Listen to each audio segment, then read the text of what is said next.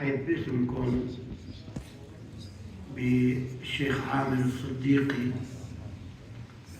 رئيس الخلفاء الطريقة القادرية الفقير بالهند وباكستان.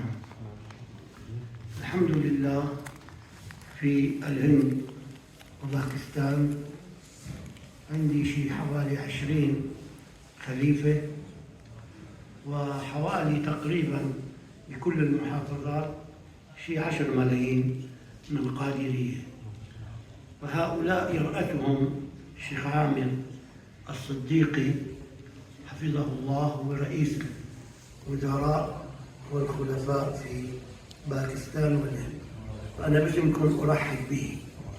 وقد جاء يطلب الدعاء منكم في كارثة حدثت في كراتشي،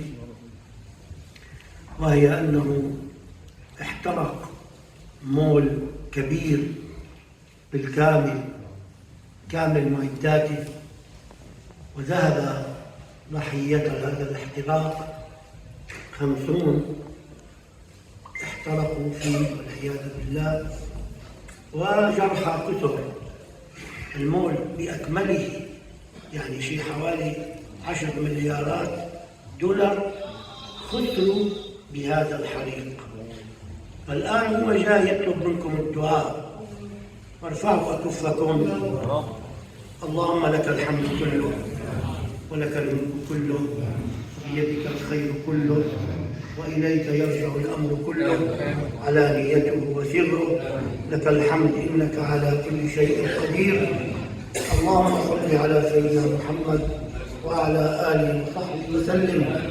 اللهم اجبر مصيبتهم، اللهم ارحم شهداءهم، اللهم ارحم شهداء كراتشي، اللهم داوي جرح كراتشي، اللهم عوض خسارتهم، اللهم ارزقهم، اللهم ارزقهم، اللهم صبرهم، اللهم وفقهم لما فيه الخير، اجعلهم يحتسبون هذا عندك يا ارحم الراحمين. اللهم صب عليهم الخير صبا يا رب.